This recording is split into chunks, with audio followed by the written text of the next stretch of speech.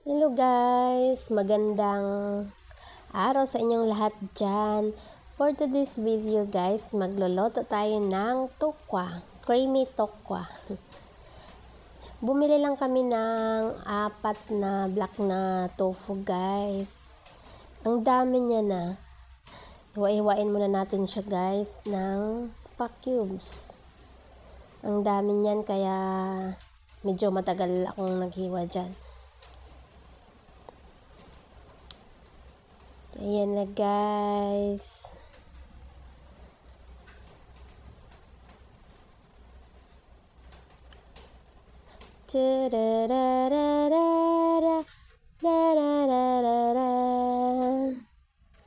Tapos nahiwa guys, piprito na natin siya.